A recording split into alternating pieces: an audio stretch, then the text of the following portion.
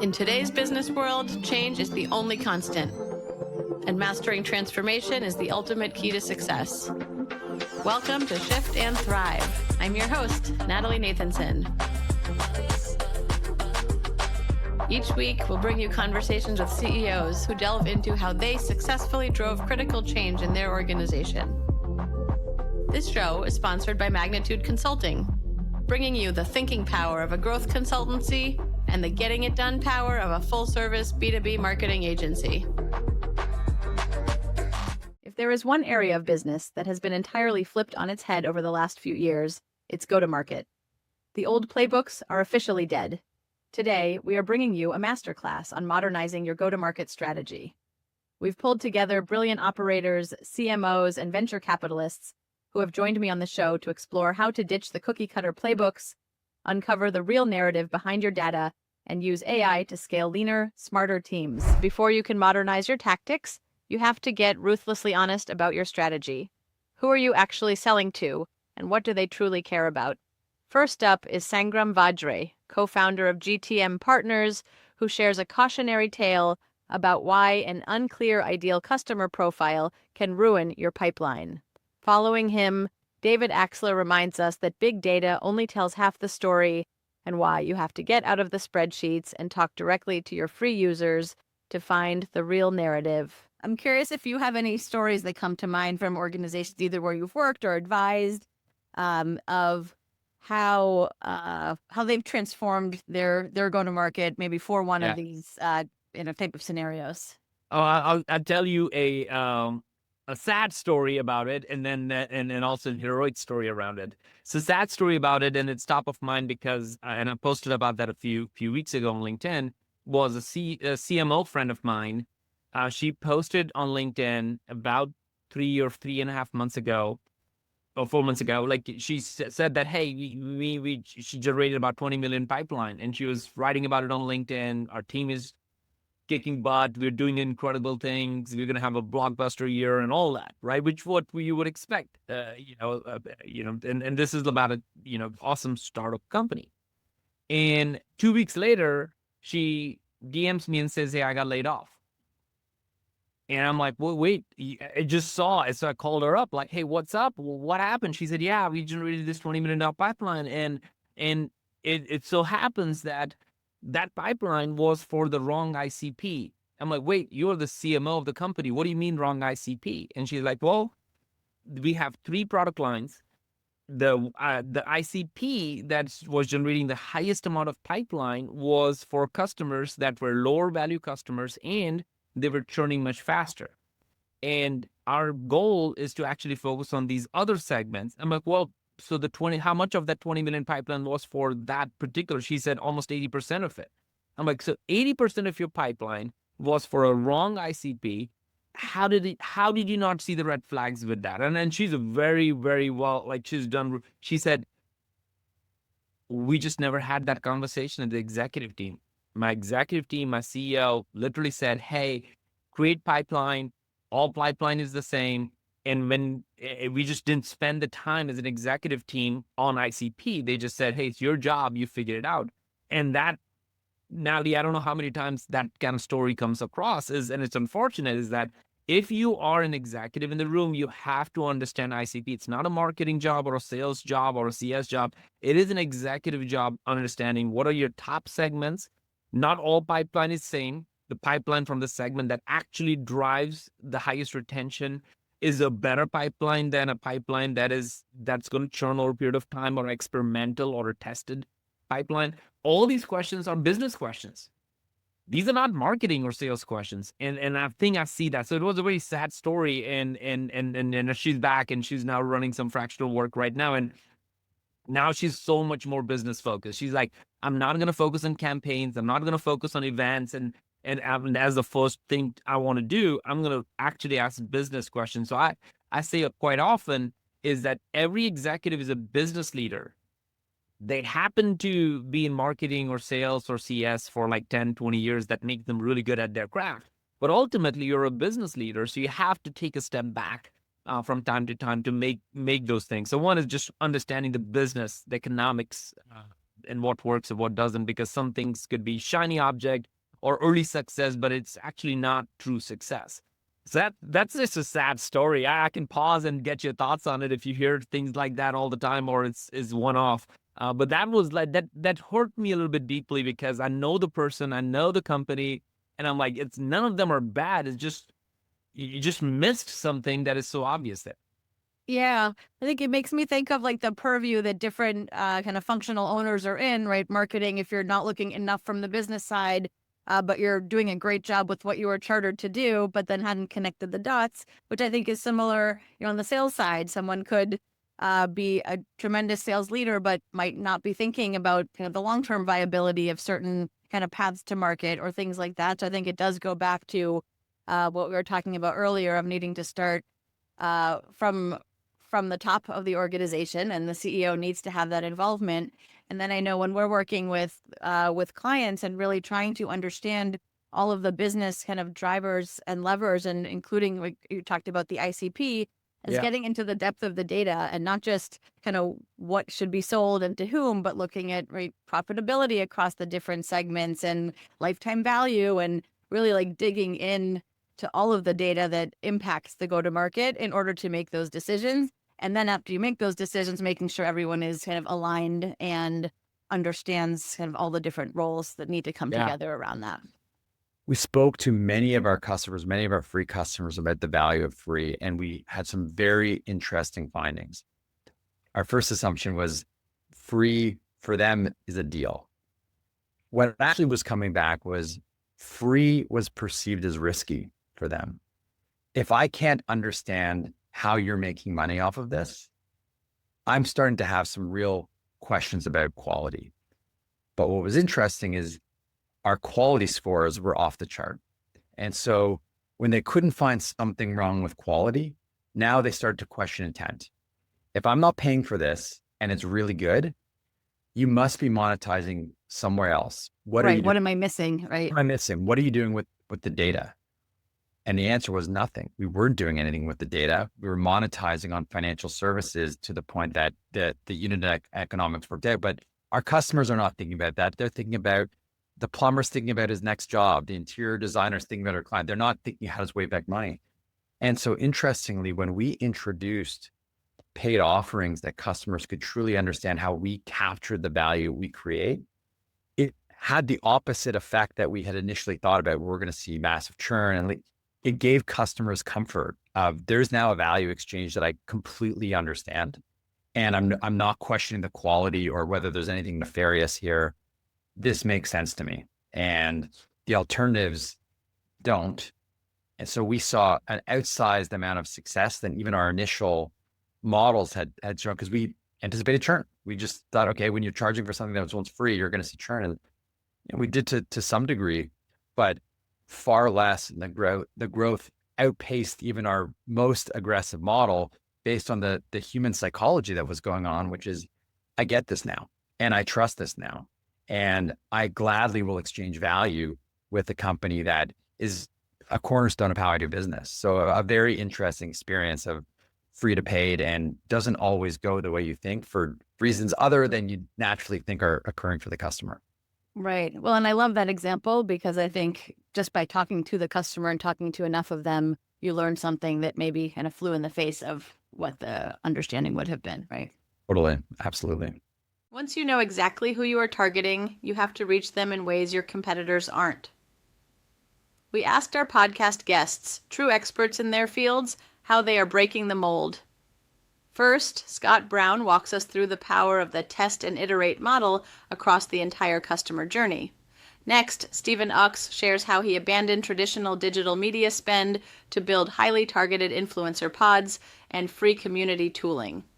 Finally, Kat Wendelstadt reveals the exact framework she uses not just to enter a market, but to name, frame, and claim an entirely new category. And I know you talked about kind of data as kind of the key signal that started you down that path. Were there other things that you were thinking about as you were making that decision? Did you have any concerns about kind of, was this the right move? What else was going on for you in that early stage? You hopefully always have concerns, right? Because you're always kind of trying to read the tea leaves and try to figure out with an imperfect view on what's happening, what your best path is.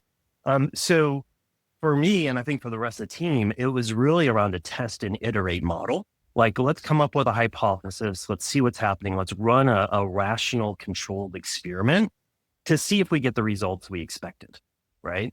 And then if that plays out, okay, great, let's add a little bit more. And at a certain point, you can't just keep doing experiments. And then it was, okay, we're going to go all in on this. And interestingly enough, in this situation, that was a situation that the CRO, the existing CRO, didn't really want to be part of. And so they ended up exiting. And we brought in a new CRO who is a little bit more focused on all the different lead sources and the ability to kind of manage a portfolio versus a single go-to-market motion. And that's when things really started to accelerate for the business. Yeah, I'd imagine that was a much more complex, go-to-market to manage between those different elements. Can you talk about what went into the kind of product-led growth component? What were some of those early building blocks to put in place?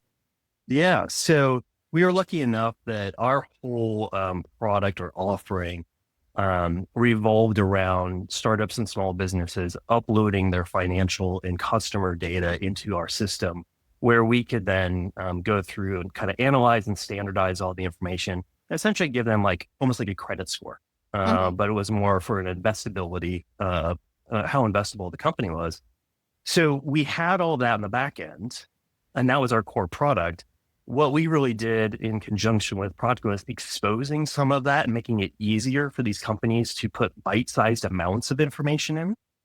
So actually one of the first PLG kind of things we implemented was a simple kind of cost of equity calculator where people could go in and put in 4 or 5 data points and get a sense of what could I raise, right? So it started the conversation with them where they didn't have to go and upload everything and do all this work, but we could begin to answer small questions that led them to the final answer. And it also, frankly, then gave us some insight on, is this a qualified company or not? And that helped us with our lead scoring and prioritization then. Yeah, I think things like that can be so helpful. I even think more on the demand gen side, like ROI calculators and different things like that, which, take longer to create than, let's say, a downloadable white paper or ebook or something like that, but they can drive such a good engagement. And to your point, also some of that early qualification that you're, hitting multiple birds with one stone with those kinds of thinking. Yeah. I mean, one of my personal philosophies is really the focus of marketing should be around creating a conversation or a dialogue with that customer, right? And so those kinds of tools or calculators are great give and get models where you're providing some value to them. It's not just like a static ebook or a white paper or something that does have value, but you're creating a conversation, a back and forth where in our instance, when the company provided some initial information, we could say, oh, looks like you might be qualified for these types of financing vehicles. Do you know anything about venture debt, venture capital, and you kind of list out all the different financing vehicles for them, because inevitably these folks are like, no, I had no idea there were all these options. Can you tell me more? Well, sure. Now here's your ebook, or would you like to talk to a salesperson to learn more? So I really think it's, how do you create those touch points that have the back and forth with the customer? So, we've previously talked about the importance of getting off the beaten path, especially when it comes to go to market and, ditching some of those cookie cutter playbooks. So could you share a go-to-market example that really shifted how your team was able to engage with the market? And then we'll dive into some of the principles that emerged from that. Yeah, sure. So, as you mentioned, most of my experience has been in, SaaS startups, right? Anywhere from Series A through Series C. And, a lot of these companies are either starting marketing for their first time or evolving their marketing function, right? And so they don't have these expansive marketing budgets and they want to do things in a very cost-effective way. And the traditional channels have become very cost prohibitive, right? The buyer behavior has changed. And, the cost per lead on LinkedIn is now over $200 a lead. AdWords has become very expensive. With the evolution of AI search, now traditional SEO has become a whole different game as well. So the old playbooks that used to work for everyone, have kind of changed, and especially through the COVID years, right? We used to have traditional trade shows and experiential marketing, and, that quite drastically changed, and it started to come back, which is great. So, a whole niche started to cut out itself out over the last, I'd say, 5 to 7 years, with influencer marketing starting to penetrate B2B SaaS, right? It's very common in the B2C world where you see influencers on Instagram, TikTok, and, promoting consumer brands, but you're starting to see a lot more B2B brands start to come through that as well. And, I started playing around with that, I'd say in early 2020. And the reason I started doing that was marketing to a technical buyer in general. They don't want to hear from a marketer, right? They want to hear from a peer, someone who understands them, understands their pains, operates on their level, understands the technical depth. So you can't really fake it with a bunch of white papers and things like that. So really what that leaves you with is with a few options. You either, hire someone to come in-house and be that evangelism, or you start working with external evangelists and you start giving that show, don't tell experience. So one of my previous companies, what we started to do is we reached out to this network of influencers and started to create a thought leadership pod. And we would, really tap their shoulders for webinars, for podcasts, and for, also demoing, new features we were making to make sure we could bring them to the community and their relevant audience. And, what we really start to see is our cost per leads were much cheaper. The amount of marketing work doesn't change, right? You still need your content marketing teams, your digital teams, everything like that. But the distribution channels change, right? So what you do is you end up spending less on, just these vanity clicks, and you're spending more for engagement and awareness.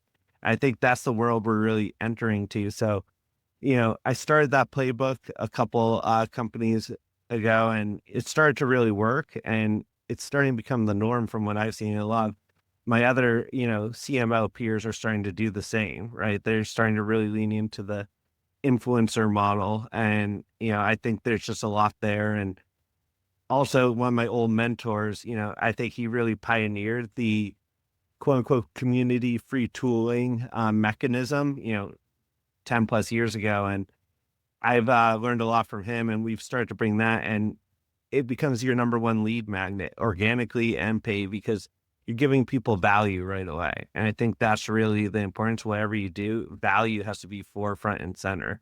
You have a couple of minutes to capture their attention and their trust and give them reason to want to learn more. It's got to be value driven.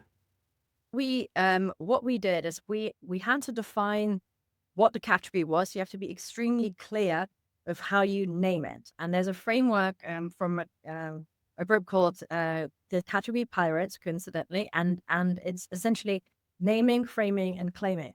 So those are the 3 steps. So you first have to name it. What is the name that you can get any sort of signal on that people are going to be searching for? Sometimes there's nothing, but sometimes from customer conversations, from search data, you can already start seeing emerging patterns about how things are being described. So you name that category. We named it Gen AI and film.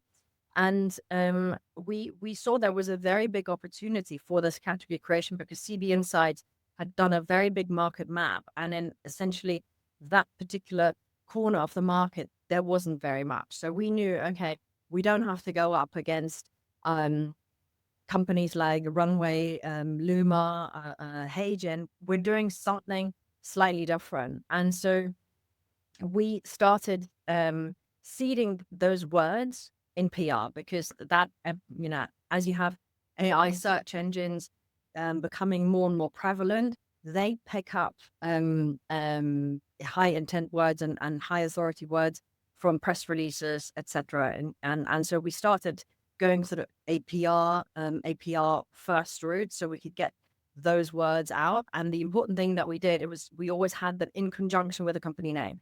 So it was Gen AI in film and flawless. And so that then over time started showing up when you type in what's the best Gen AI company in film. And then we still had subcategories dialogue editing, for example, being one.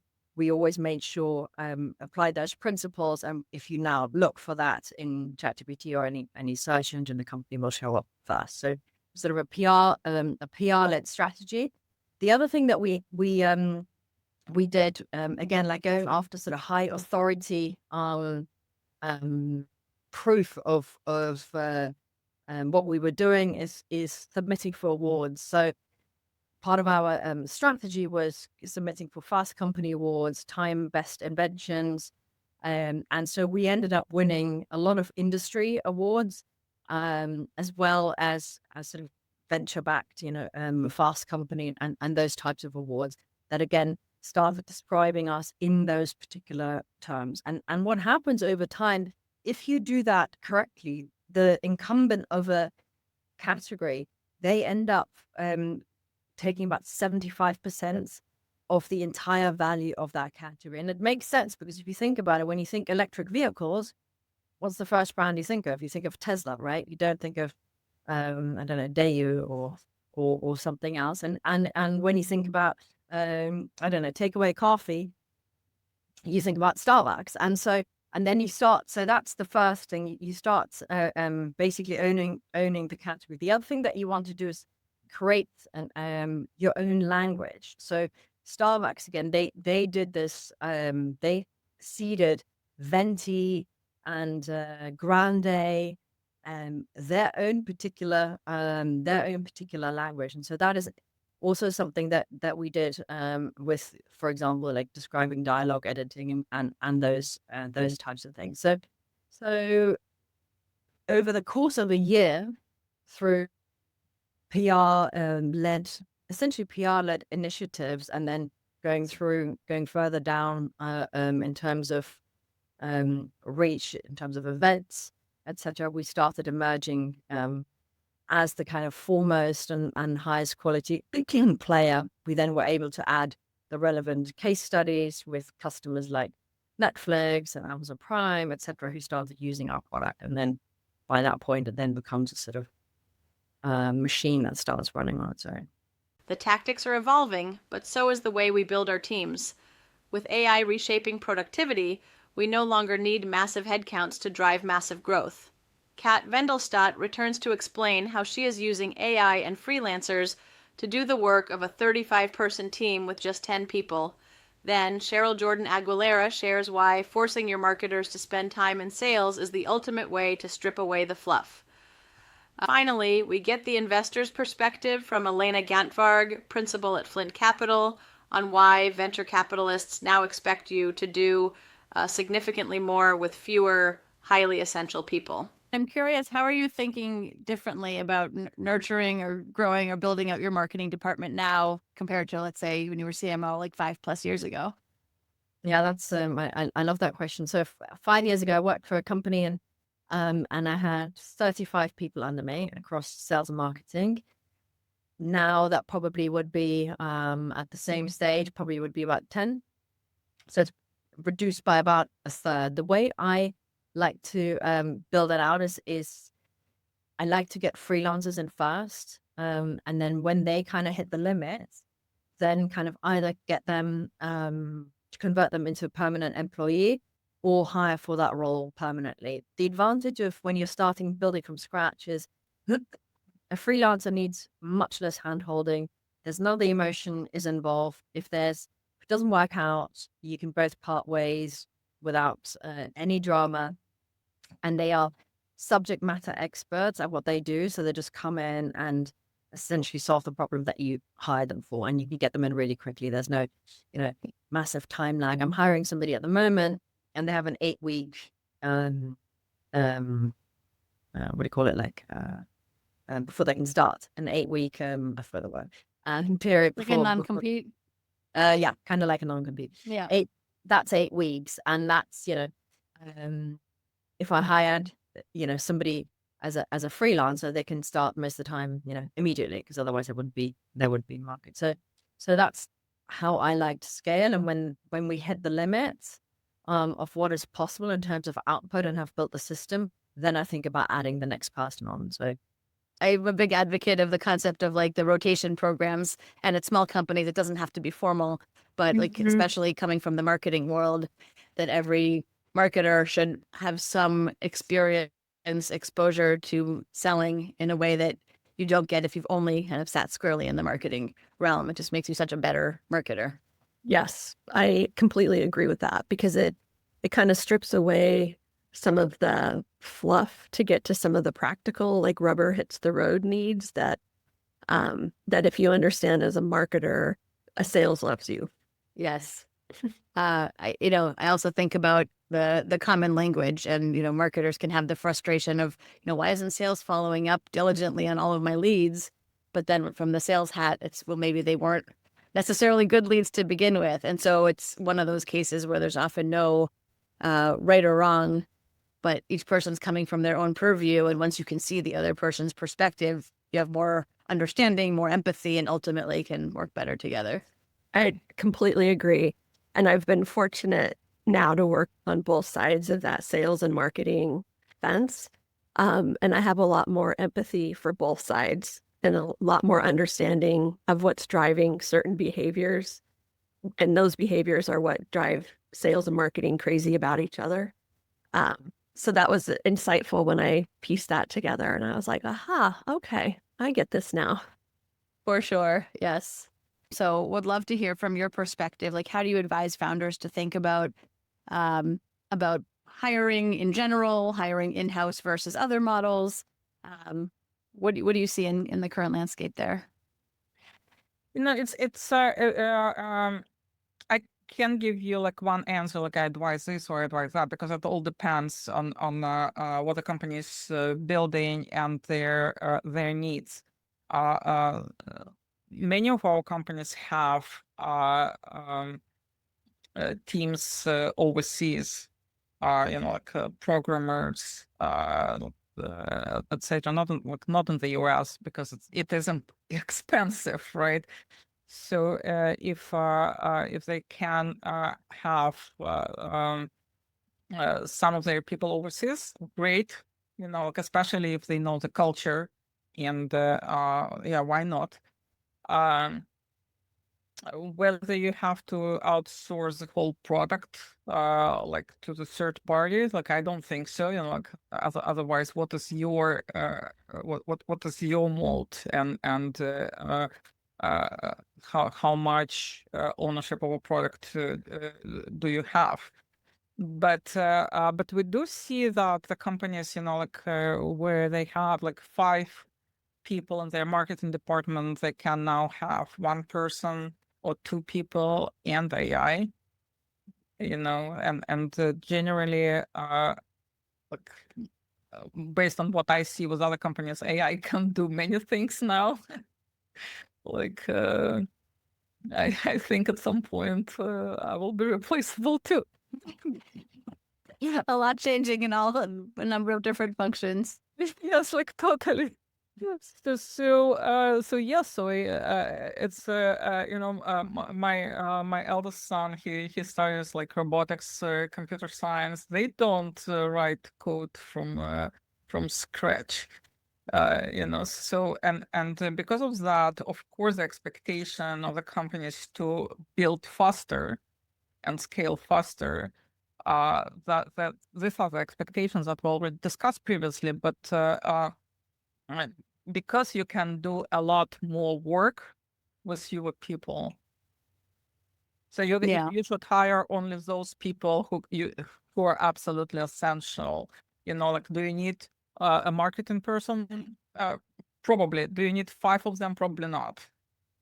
Right. And to your point, making sure that it is an AI forward person, and that knows enough about all the different facets of marketing to be dangerous. I mean, when we work with startups, sometimes we are kind of the outsourced marketing department, and we've started talking about this kind of dynamic duo combo of like, you need the strategist and then you need the doer, and both of them need to be AI enabled and have processes and frameworks for working effectively. I'm curious, when you're seeing on the marketing side specifically, like when you're seeing these smaller teams, what's kind of the profile or the roles that are kept? In startups? Yeah. it really depends on the stage, because obviously startups don't hire many marketing people like when they're pre-seed. Yeah, I was like maybe a bit later when they would have otherwise grown a small team. I think that a couple of people, like one person who oversees a strategy and one person who can work with AI tools, like something like that. That makes sense. Depending, of course, of this like size organization and what they're doing, but generally, I see that many people have these days, like a couple of people in their marketing teams. That's a wrap for this week's episode. For show notes and more, visit shiftandthrivepodcast.com. A special thank you to our sponsor, Magnitude Consulting, bringing you the thinking power of a growth consultancy and the getting it done power of a full-service marketing agency to help B2B companies fuel their growth. For more information on Magnitude and to get your complimentary transformation readiness assessment, visit magnitudeconsulting.com/getready. Thank you so much for listening. We'll see you next week.